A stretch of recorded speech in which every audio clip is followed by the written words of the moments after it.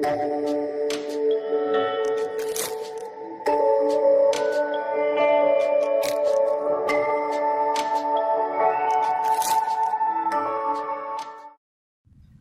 children, Joram Tako here, your teacher for English subject. Today we will start the journey of our textbook. The first lesson of your textbook is a story about the woodpecker. The name of the story is The Woodpecker. So this is not a real story. This is an imaginary fairy tale. So let us start reading the story. Here we go. Lesson 1, The Woodpecker. Warm up. Look at the pictures of the birds given below. Fill in the missing letters to name them. So here there are a few pictures of birds, and we have to fill in the missing letters to give them the name. Let me show this way. You see,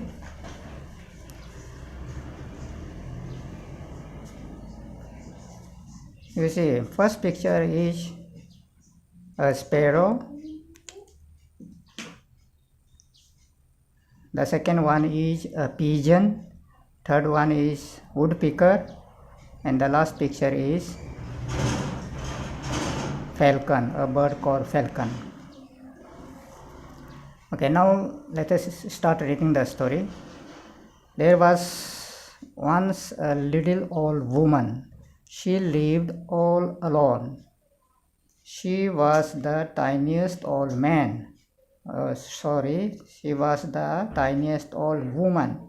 She always wore a black dress with a white apron and a gay little red bonnet on her head. But as she lived alone, this little old woman had grown very selfish. She never invited anyone to drink a cup of tea with her, and she never gave presents to anyone. So once there was a tiny old woman. She was the smallest woman on earth who always lived alone. She used to live single. She always wore a black dress with white apron and a gay little red bonnet on her. She used to always wear a black dress and a white apron. Apron is a piece of cloth that you wear when you are working in the kitchen. The meaning is given here, apron, a piece of cloth worn over other clothes to keep them clean while cooking. And a gay little red bonnet. Gay means happy. So red bonnet means bonnet is a kind of a hat with a string which is used to tie around the chin. You can see the picture here. This is the bonnet. As she was living single, she became very selfish. Selfish means thinking about oneself only, not thinking about others' interest, जिसे हम हिंदी में स्वार्थी कहते हैं. तो ये बूढ़ी औरत अकेले रह के बहुत स्वार्थी हो गई थी. She never invited anyone to drink a cup of tea with her, and she never gave any presents to anybody. So she was not friendly with other people. She never called anyone to her house to offer a cup of tea, and she never gave anything to anybody.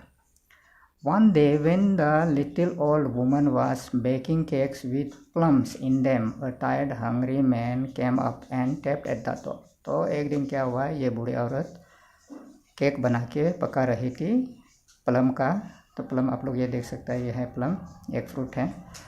तो plum मिला के एक cake पका रही थी. उसी समय क्या हुआ, एक भूखा प्यासा थका हुआ आदमी उसके दरवाजे पे आया और दरवाजे पर खटखटाने लगा.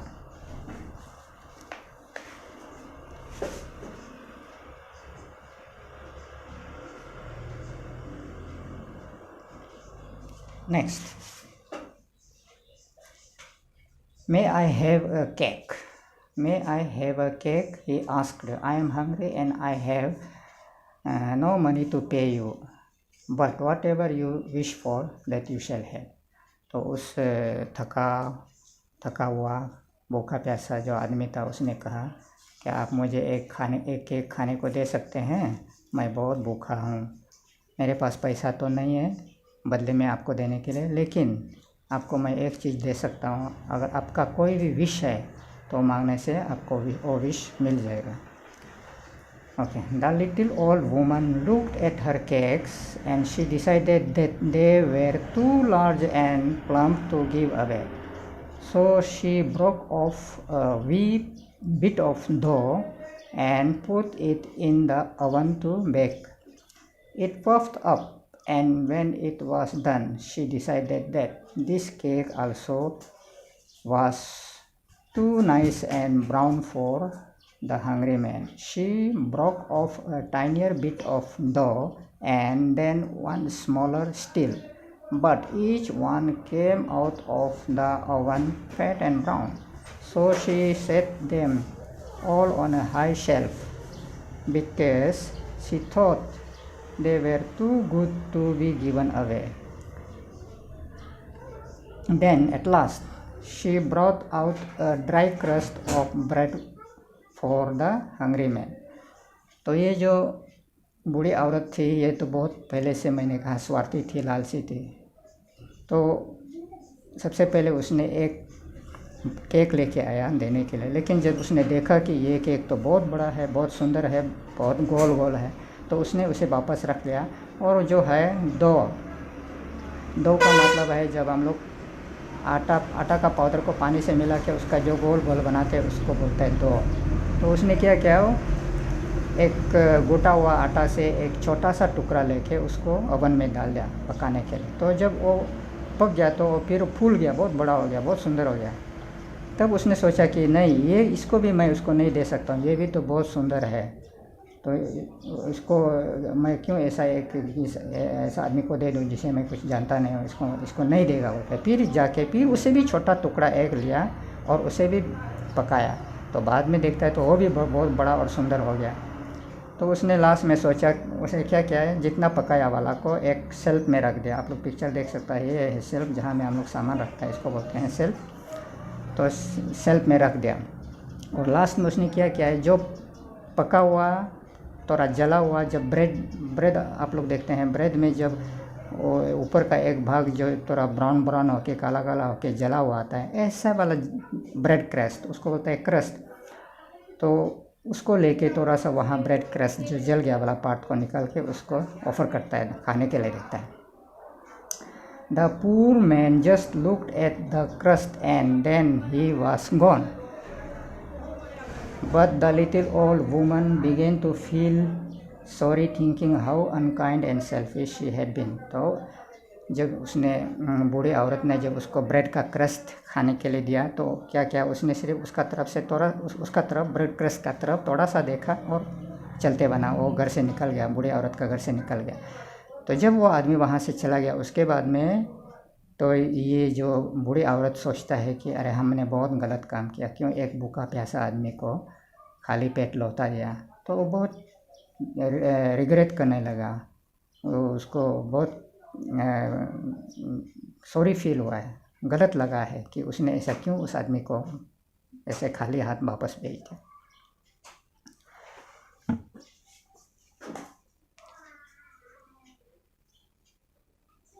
नेक्स्ट, तो उसने सोचा कि मैंने बहुत गलत काम किया है, इसलिए वो बहुत पछता रहा है, दुख लग रहा है. तब क्या बोलता है, I wish I were a bird, she said, then I could fly to that hungry man with the largest cake on the shelf. तो उसने सोचा कि अरे नहीं, मैंने उस आदमी को खाली हाथ जाने देके, खाली पेट जाने देके बहुत गलत काम किया, मुझे ऐसा नहीं करना चाहिए. तो उसने सोचा कि काश मैं एक चिड़िया होता, if I wish I were a bird. तो उसने बोला कि काश मैं एक चिड़िया होता, तब मैं मेरा घर में जो सबसे बड़ा केक है उसको लेके उड़ के उसके पास जाके उसको देता और उसको खाने देता.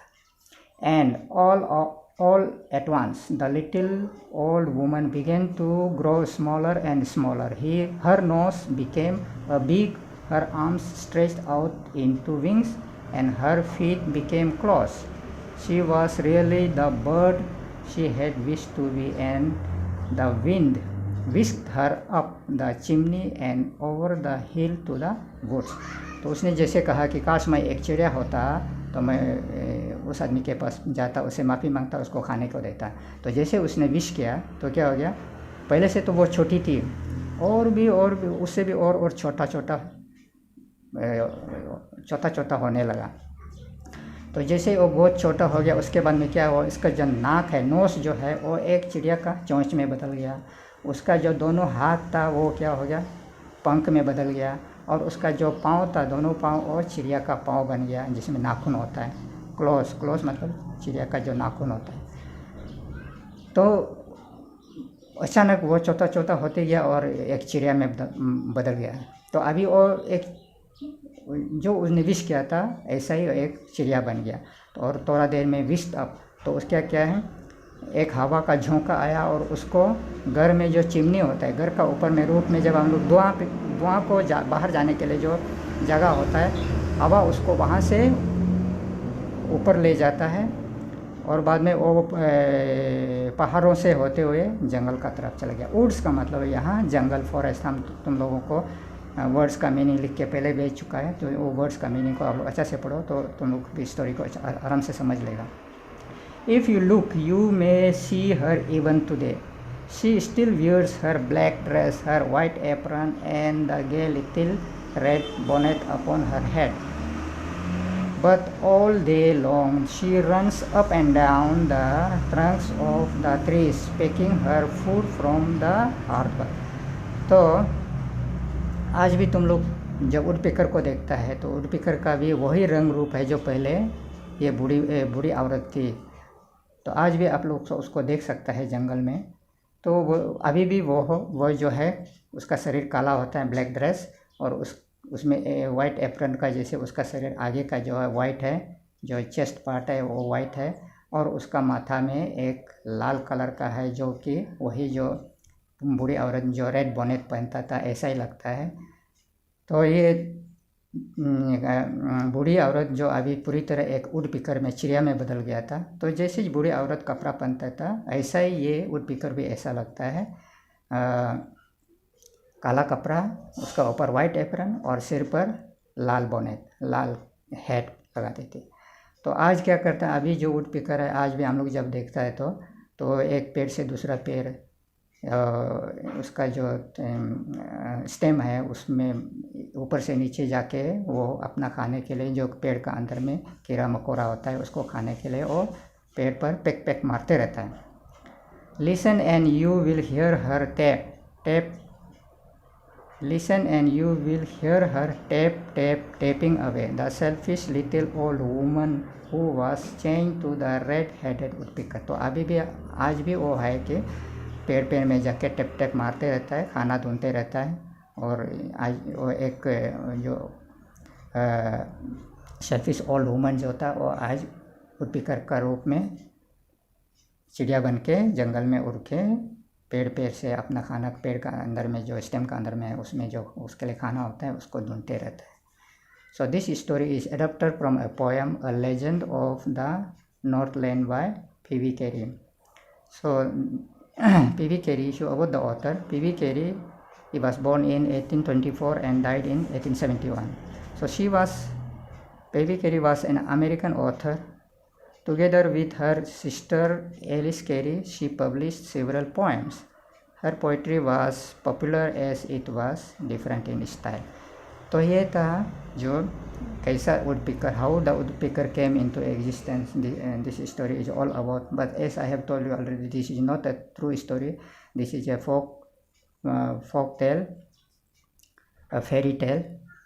So now regarding the exercises and all these things, I will just send you in the form of notes in the group WhatsApp. So for today, we will end here. This story, you please read it again and again, and try to understand the meaning of the story and how to pronounce. You follow me, follow my video. So thank you very much. See you in the next video.